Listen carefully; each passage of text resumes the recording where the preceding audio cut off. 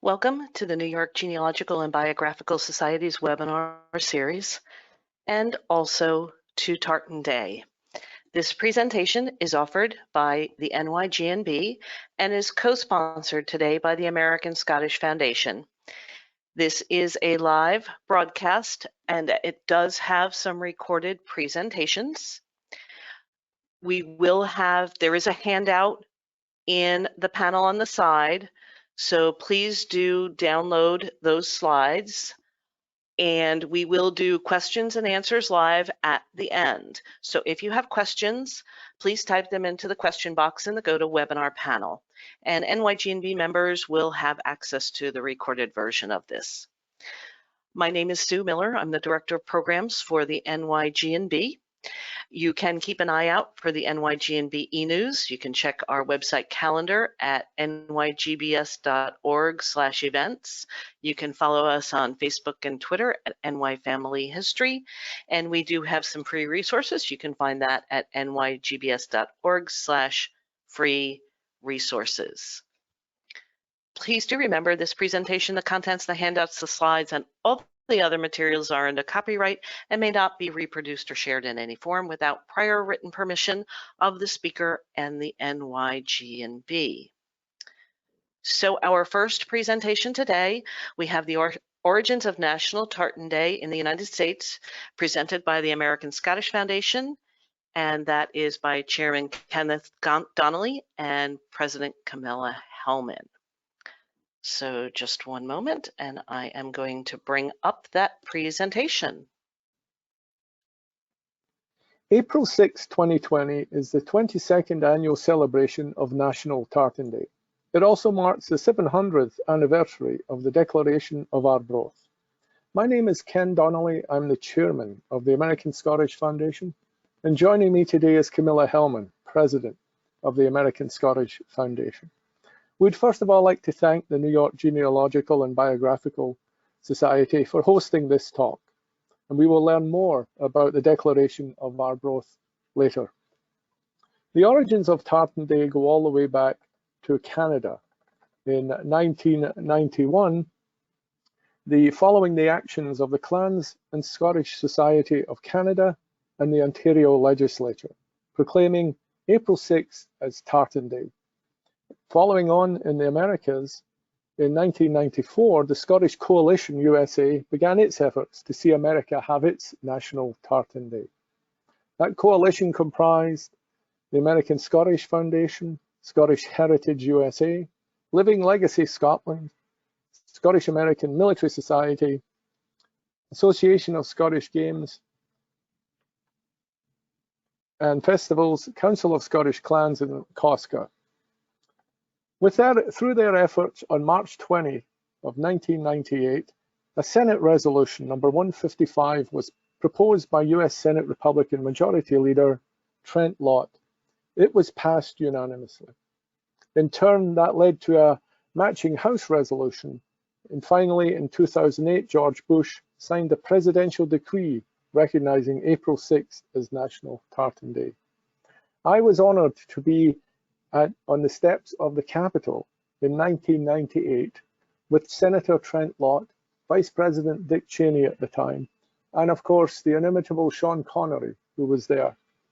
I remember the picture of Sean Connery walking down those steps of the Capitol where American presidents are inaugurated, standing there in his kilt, raising his hands and bringing the roof down.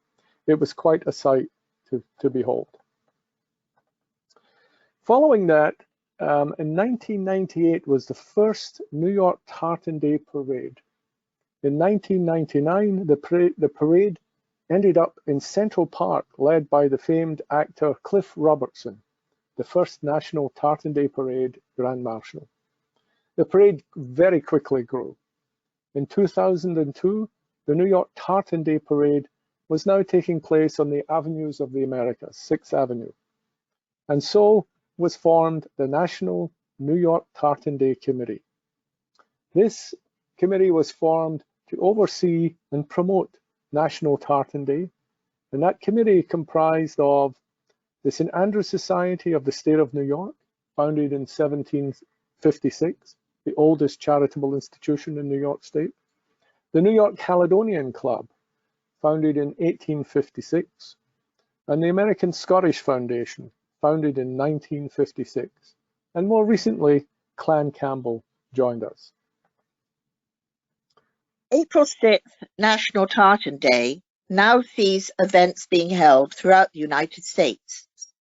Leading those is the events in Washington, D.C., which are organized by the National Tartan Day Capital Committee, formed, like New York, to oversee their platform of events, which includes the annual presentation of the National Tartan Day Award. In Lexington, South Carolina, there is a 4-day Tartan Day Festival, and Tartan Day celebrations are also held in San Antonio, Texas, Pittsburgh, Pennsylvania, Dunedin, Florida, to name but a few.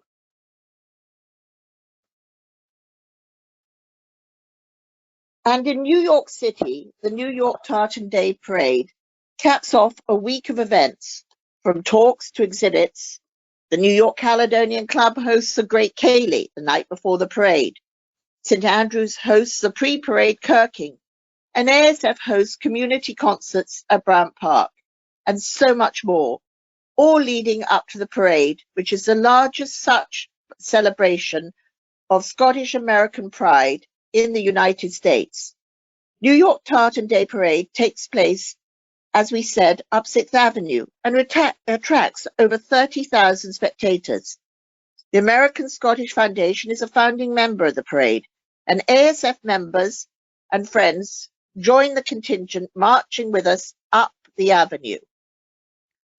We step off from 44th and 6th, and as one turns onto 6th Avenue, it is truly a unique experience to see the streets filled with tartan, sauteurs, pipers, and clans.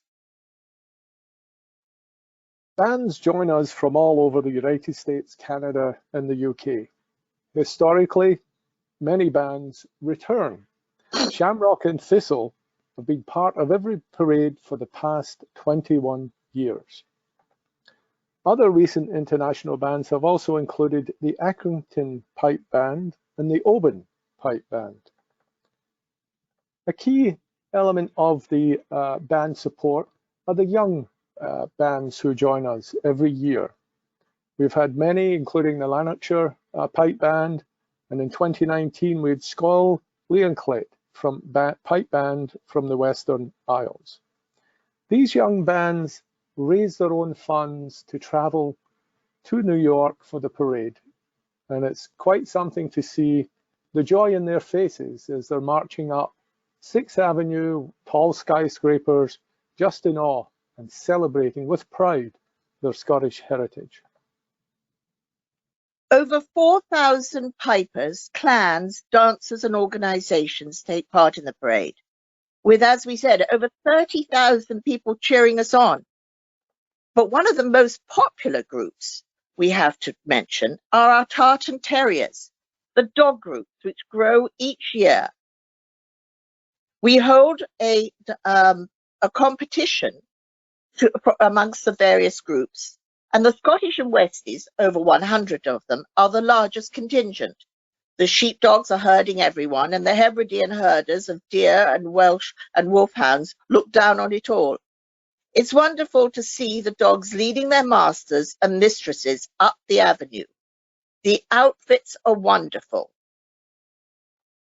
They are so stylish and such personalities.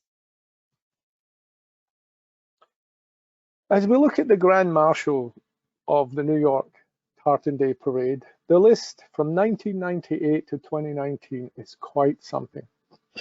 Starting out with Cliff Robertson, the following year, a few years afterwards, we had Sir Sean Connery. And then after that, we had Randall Wallace, who was the screenwriter of Braveheart. But looking down this list further, we see some very impressive actors from Scotland, including Brian Cox and Kevin McKidd. We also, of course, have the stars from the Outlander series, the leading actors including Graham McTavish, Sam Heughan. With Sam Heughan, there were over 750 Outlander fans who marched with us. And not to mention Alan Cummings as well, as a very popular actor from Scotland. It really is a year-round effort organising the National Tartan Day Parade in New York. Tartan Day Parade in New York has actually expanded now into a whole week of celebrations, both music, cultural, food and drink. We all share in the joy of our Scottish heritage. The Tartan Day Committee works very hard organising bands, dancers, and everyone for that wonderful day that we celebrate our history. The parade, the National Tartan Day Parade itself starts with a Kirkin organised by the St. Andrews Society of New York. The American Scottish Foundation also has a celebration of pipes and drums and dancers at Bryant Park. It's a wonderful sight to see everyone marching up 6th Avenue, waving their Scottish flags and having fun with all the spectators. The young bands have a wonderful time, and so do the dancers. Shot of Scotch is led by Marjorie Stewart, and they organise all of the dancers for the parade. It's quite a sight to see. The Shot of Scotch dancing in Bryant Park and then marching up 6th Avenue. And we are always delighted when the young drummers from Bonnie Brae, New Jersey, join us on the Fountain Terrace prior to marching in the parade. And the parade finishes with the wonderful Shamrock and Thistle, who, as we have noted before, have been with us for every single one of the parades since the very beginning in Central Park, and look forward, as we all do, to 2021 and once again being on 6th Avenue. National Tartan Day is a celebration of all that Scottish Americans have achieved. The American Scottish Foundation is very proud to be a founding member of the National Tartan Day New York Committee. April 6th is a very, very important day for us to celebrate our Scottish heritage. On April 6, 1320, the Declaration of Arbroath was signed in Scotland. This has direct ties to the American Constitution, and you will hear more about that in detail from Professor Donna Heddle, who will give us a talk next.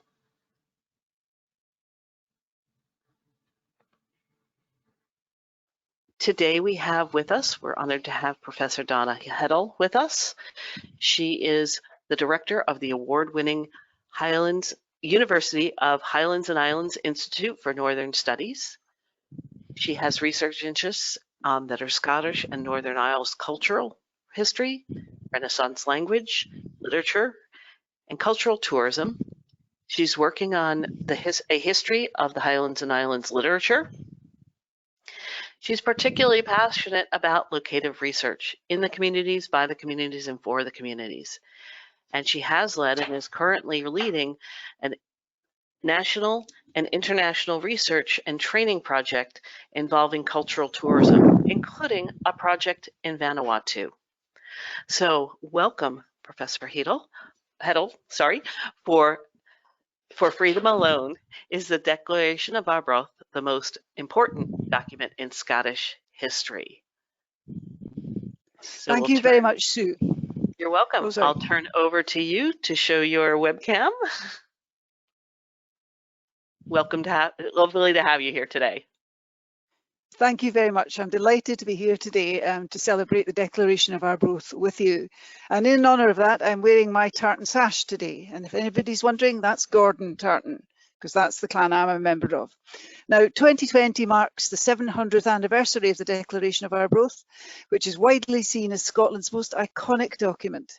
Written 700 years ago, it's a fragile document. As you can see in slide 1, it is a fragile document with some damage, and its evocative sentiments of medieval sovereign independence have given it special distinction, not just in Scotland, but around the world. I think it's quite important to look at the document too. here it is, you can see it. It's not been seen in public for 35 years, and actually it was going to be an exhibition this year, which has had to be cancelled, unfortunately, because of the coronavirus. If we look at slide 2, we can look at it in a little more detail. It's written in Latin, of course. It was sealed by 8 earls and about 40 barons, and if you look at slides 3 and 4, you can see the seals there and a little bit more detail of them. I just want to give you a feeling of the physical presence of the document, because we hear so much about what it contains, but sometimes it's very nice to know what that looked like. Although, as I said, the declaration was damaged during its absence from Edinburgh Castle, the full text was known from an engraving, which is slide 5, made in the early 18th century, which was re-engraved around 1815 by William Hume Lysars and Daniel Lysars.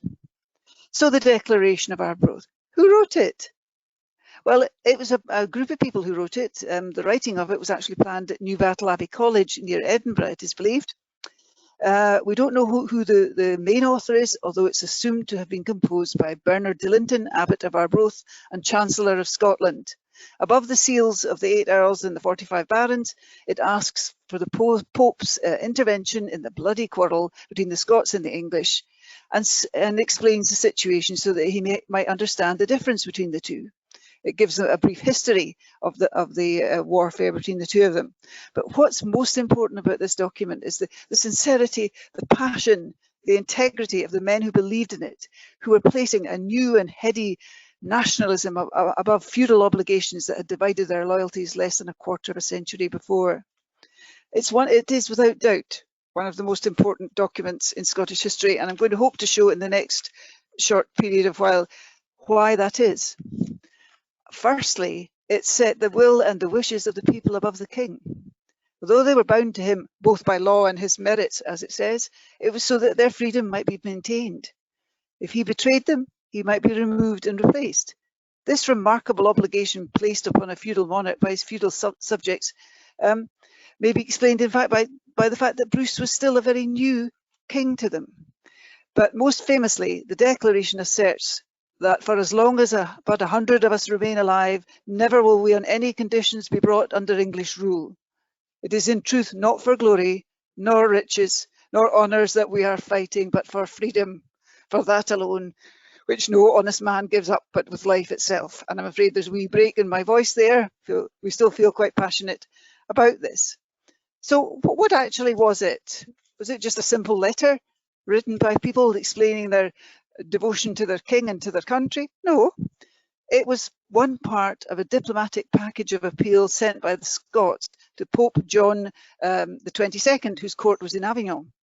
Robert the Bruce, of course, King of Scots, had been excommunicated in 1319 after the Scots had broken a papal truce by recapturing Berwick-upon-Tweed from the English the year before. I'm afraid poor Berwick-on-Tweed does suffer a lot from being passed back and forth like pass the parcel in the children's game throughout Scottish history. This and other hostile actions against the northern shires of England were part of a concerted effort to bring the English king, who was Edward II at this time, to the negotiating table to talk about Scotland's status as an independent nation. An effort which so far, up to this point, had resulted in nothing. Bruce himself was actually summoned to appear before the Pope in May 1320, but instead sent the declaration along with a personal letter stressing the long-standing relationship between the papacy and Scotland, her special daughter, as he says. The Pope actually did write to Edward II, but we didn't get real independence until 1328. As we know, the declaration was signed by 49 Scots nobles, in addition to Bruce himself, including such notables as Walter Stewart, who's the progenitor of the Stewart line of Scottish and later British kings, as well as the notorious James the Black Douglas, the scourge of Northern England. And if any of you have been watching Outlaw King or any films of that nature, you'll know all about James Douglas. Largely forgotten after its publication, the Declaration of Arbroath was only rediscovered in the 17th century, and it was not until the 19th and 20th centuries that it acquired the status of almost like a Scottish constitution, if you like, as the well-known historian Michael Lynch has said. It's not a long document. It's only about 1,200 words. It reinforced, though, for its audience, the mythological foundation of Scotland, It's desperation in the face of relentless aggression and attempts to subjugate it, and its right to be recognised once again as a nation of its own, as it had indeed been from the 9th century until 1296. And of course, as we know, the Scottish flag is one of the oldest, if not the oldest flag in the world. It was quite a delicate time that this was written. Scotland was still recovering from the wars of independence, which it saw it struggling not only against an English foe, but internecine warfare and civil war. Now, the interesting passage here, and the reason that I'm saying that the Declaration of Arbroath is the most important document in Scottish history, is not the famous one for freedom alone, which stirs the blood and gets us all emotional and feeling very passionate about Scotland. It's actually the one later on, the one that just follows that. And it earns the Declaration of Arbroath a place amongst the great documents in the evolution of political thought. And it says, but after all, if this prince, i.e. King Robert, shall leave these principles which he hath so nobly pursued, and consent that we or our kingdom be subjected to the king or people of England, we will immediately endeavour to expel him as our enemy, and as a subverter of both his own and our rights, and will choose another king who will defend our liberties. Now let's just stop a minute there, folks, and think about this. Robert the Bruce, Earl of Carrick, King of Scots, Scotland's hero king, champion of the wars of independence, put his name to a document declaring in no uncertain terms that he could be removed just the same as anybody else if he betrayed his nation's cause. How could such a thing happen in the 14th century, an age when we were talking about absolute monarchy and the divine right of kings? Well, if we look at the history behind this, what is the background to this particular document? Well, the Scottish Wars of Independence were essential to the political and intellectual environment from which the Declaration of Arbroath would emerge. As we know, in 1286, Alexander III, a great king, fell to his death at the cliff at Kinghorn during a terrible storm and triggered a crisis of succession, resulting in the arrival of the Maid of Norway, little 6-year-old Margaret, here where I am in Orkney, where she perished, and that led to a great fight over the spoils, as it may be. The English King Edward I was brought in to arbitrate amongst all the people who then felt they had a right to the Scottish throne, tracing their lineage all the way back to David I. Edward I chose John Balliol, who proved to be rather an ineffectual leader, hopelessly caught between the demands of Edward I and the demands of the Scottish nobility and clergy. In recent years, we've come to look rather differently at John Balliol with a little bit more sympathy. But however, in 1296, Balliol bit the hand that fed him by forging what would become known as the Old Alliance with France, which is the oldest European alliance, enraging Edward I and resulting in him being ceremonially stripped of his royal right and the Scottish throne. Edward I then had had enough of trying to control Scotland through a puppet king. He decided to go for direct rule. So there were 18 years of English military conquest of Scotland, beginning with the horrendous, the sack of Berwick, then a part of Scotland, in which most of the city's 15,000 inhabitants were killed, and ending with Robert Bruce's resounding victory over the English army under Edward II at Bannockburn, of course. And before Bruce's coronation in 1306, many Scots still thought of Balliol as the rightful king of Scots, despite his political failings. And of course, this wasn't helped by the fact that Bruce had murdered Sir John Comyn before the altar of the Greyfriars Kirk in Dumfries, only weeks before his coronation. So how to put aside John Balliol's claims? In 1302, William Lamberton, the Bishop of St Andrews, a very, very wise man, indeed very much the eminence grise of Scottish politics, sought a legal justification for renouncing Balliol in favour of a more assertive king. He found the nub of his argument in the teaching of Duns Scotus, who's a philosophical theologian, whom he met with in Paris. Now, Duns Scotus argued that, quote, the real root of royal authority had nothing to do with inheritance. A king whose power was legitimate was king because his people granted him their consent. And if that consent were to be withdrawn for any reason, then the man was king no more. A king or queen was therefore not won thanks to any right attained through wealth or divine ascent, but because of their service. The failure of Balliol to act as in Scotland's best interest, combined with the disasters that befell Scotland during the Wars of Independence, gave Duns Scotus' conception of a king who was a custodian a great deal of appeal. And of course it helped that Scotland had one ready-made in the person of Robert the Bruce. One of the other things that happened as a result of the Wars of Independence was an emergence of Scots identity as a single political community and a national identity. We find official histories of Scotland, if you like, coming out in the 14th century. We find poetry reinforcing this, including John Barber's Bruce and Walter Bower's Scotichronicon. They helped install a hitherto unprecedented level of Scottish self-awareness, as again Michael Lynch, the eminent historian, has noted. This self-awareness came alongside vigilance, not only against external enemies, but internal ones as well. We'd learned the hard way that the national interest, that the well-being of the people must be preserved from the constant threat of and ambitions of those chosen to rule. So this all sounds a little bit familiar in many ways when we look at what happens there. So what then was the legacy of Arbroath? Well, it was written almost 500 years before the Declaration of Independence, and it was also written before anything written in the French Revolution. And in this document, the Scots effectively declared that a ruler was only as good as their service to the people. Perhaps 1/3 of the signatories of the American Declaration of Independence were of Scottish descent. Thomas Jefferson, who drafted it, even shared ancestry with Robert Bruce. Both were descended from Malcolm II of Scotland, perhaps better known to you all as Canmore. Many of the signatories were also educated by Scots who heralded the Declaration of Arbroath as a sort of surrogate Scottish constitution. Its words proclaiming the sanctity of life and liberty were known to other signatories of Scottish blood, such as Alexander Hamilton and East Lothian native John Witherspoon. So it would be fair to say that the Declaration of Arbroath did have a little bit of an influence on the forming of the United States. And the Declaration also influenced the minds and pens of these men and women who set their hearts to the work of democracy in the modern age. As many as 1/3 of the signatories to the American Declaration of Independence were Scotsmen or of Scottish descent.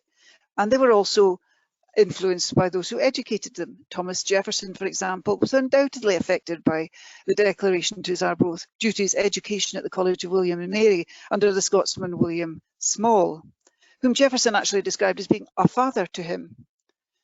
More fundamentally, though, the Declaration of Arbroath was a deep chink in the armour of any system that sustained itself through the self-interested activities of the individual in charge. Hence the sentiments that the people had the right to choose, that the people could remove a governance that was no use to them, that the people were in charge, would emerge again and again in struggles such as the French and American revolutions, as well as in the general popularisation of accountable political structures that would ultimately speed the rise of democratic governance. So in many ways, the Declaration of Arbroath, a medieval letter from a king and a people, a king of a remote country, to a pope at the height of his powers, shaped the modern world. In so doing, it surely earned a place amongst the standard words to be studied by learners of politics, history, ideas and powers. So the next time you hear someone utter the now well-known phrase that the Scots invented the modern world, you can reply with some confidence and the words of the Declaration of Arbroath in your heart and say more than you know. Thank you very much. Thank you very much, Professor Heddle. It's been a good history lesson for all of us who may not have known everything that you talked about today, and we certainly appreciate you being here. Thank you very much, Sue. I've enjoyed it very much. I look forward to taking any questions. Great.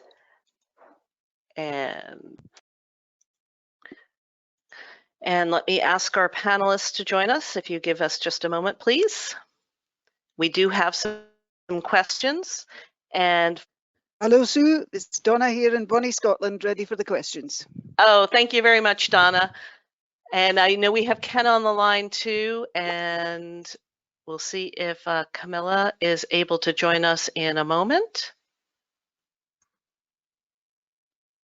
Okay, don't see Camilla on the line yet. So Donna, let's start with some questions for you.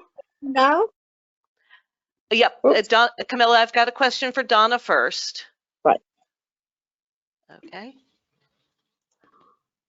So the first one is from Donald. He's asking, apparently there were 3 letters written to the Pope, but only a copy of the third, the Declaration of Arbroath, survives. Does the Vatican archive have the originals? Do you happen to know? And if so, can they be accessed? Well, hello, Donald. Thank you for your question. I'm afraid I don't actually know whether the Vatican has copies, but I can find out for you if you'd like. I would imagine that they would have copies of something like that, and I will try and find out for you. Okay, thank you. Cindy is saying, interesting, she's never heard of this declaration before. Is there a translation available? Absolutely, yes. In fact, this very day they've issued a translation in Scots as well, but there is a translation in English. The version, the Leicesters version, which is slide 5 in the handout, there is an English translation for that, and I can send that on to you, Sue, if you would like to send that out to everybody. Yes, I'd be very happy to do so. Yes, that's we will no send problem. the video link and the slide link to everyone who is listening today, so that they can review it and listen. I know the video is lagging a bit. Sorry for the bandwidth issues. I think that's on my end, not anyone else's end. Can I add a little bit to that, Sure. Sue? Yep, go ahead, Camilla. But there is a copy of the Declaration of Arbroath going to be on exhibit once they reopen at Federal Hall with excerpts, with translation excerpts. That is going to be happening in a few, hopefully in a few months' time when all this lifts. Okay, so that's Federal Hall in Manhattan, correct? Yes. Yes. Okay, very good information. So we'll try and get information out to everyone on that on social media and other things like that too. Teresa's asking, can you recommend a good book for this history? Something informational, but also a pleasure to read. Wink. Yes, I know what you mean. Well, anything but on the history of the Scottish people by Michael Lynch or Sir Tom Devine would be excellent. Michael Lynch or Tom Devine? Devine, yes, Okay. Absolutely. Yep. Okay, hold on a minute. We've got some more questions pouring in, so give me a moment as I just look at them. Okay, one's a little more genealogy. I'm going to skip that one a little bit for a moment. And Joe is asking, she's with her family, she's asking Donna, how many people in Scotland would have been aware of the declaration at the time? Oh, that's another very, very good question. Well, actually, it was quite well known because the country had been in a state of war. People were involved in this situation. They did know about it. It is from the people of Scotland, and they would have heard about it. They would have known that this was going forward. Not everybody would have known necessarily, but this was very much a community effort. I mean, it is a political document. It was very much driven by the barons and so on, but people in Scotland would have had some sort of personal investment in it. Okay. Another one from Alec. For Donna, it feels like the 700th anniversary is a wee bit under the radar. He was hoping there might be something from the BBC or somewhere else on TV. And are you aware of any other types of programs that might come up? Yes, indeed. There's a marvelous documentary, half-hour film made by Leslie Riddick, which you can find on Twitter and on Facebook and social media. There's also a wonderful series on BBC Radio Scotland by Billy Kay, which is a number of episodes. The first episode went out today, and he's collected over the last year interviews with a number of notable Scots about their feelings about the Declaration of Arbroath. So there are things out there. So you can go to the BBC iPlayer and you should be able to find Billy there. in his radio show called The Declaration of Arbroath, and Leslie Riddick, the well-known broadcaster, her half-hour film, which is marvellous. Okay.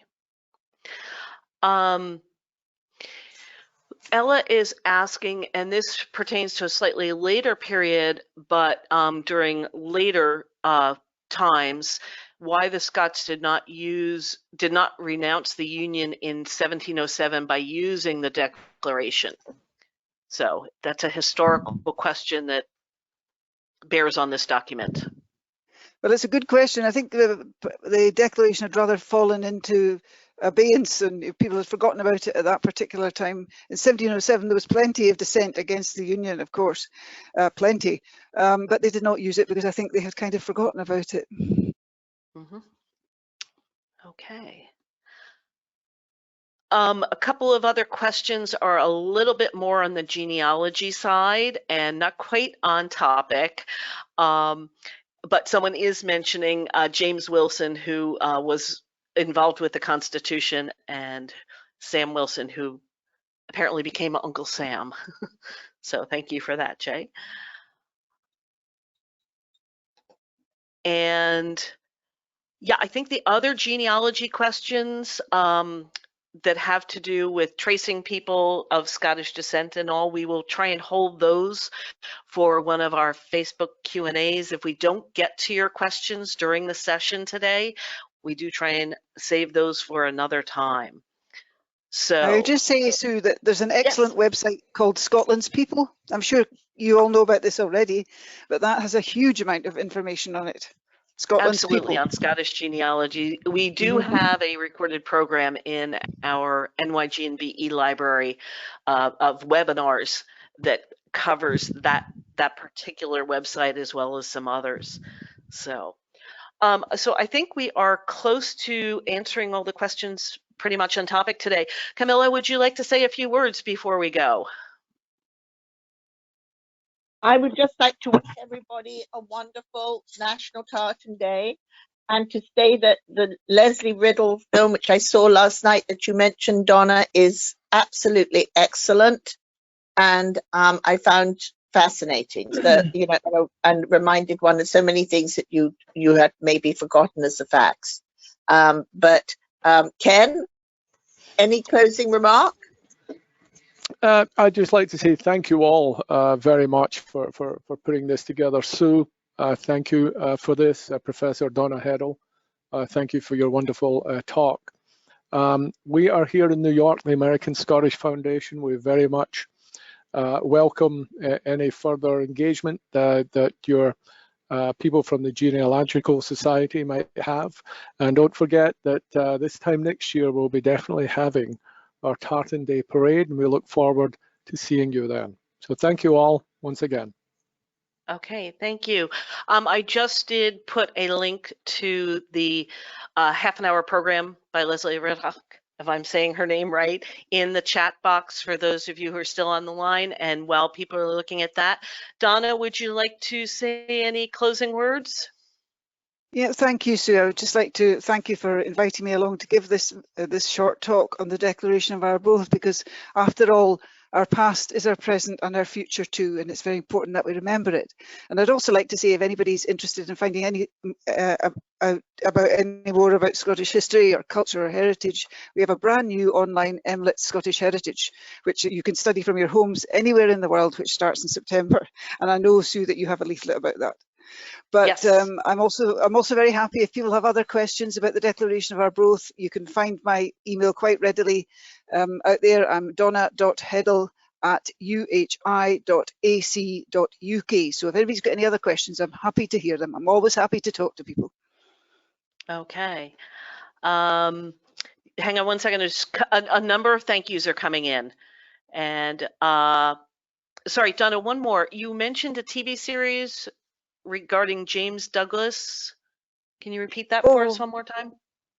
Sure, James Douglas, one of my favourite characters, I would have to say. I was talking about the films, the Netflix film Outlaw King with Chris Pine as Robert the Bruce. Outlaw King on Netflix. And yes, coming soon, Robert the Bruce will be out as well with Angus McFadden at the end of April. Details coming soon for our US release on that. Oh, excellent. Okay. All right. I see some more thank yous coming in. So I just wish to remind folks that we do have more upcoming webinars, and we will make sure that all of you get the copy of the video recording of this so you can hear and see more clearly those videos. And we thank you for being here today. So have a wonderful virtual Tartan Day, everyone. And we'll see you next year, hopefully in person in New York. Cheers. Cheers. Everybody, bye. Bye.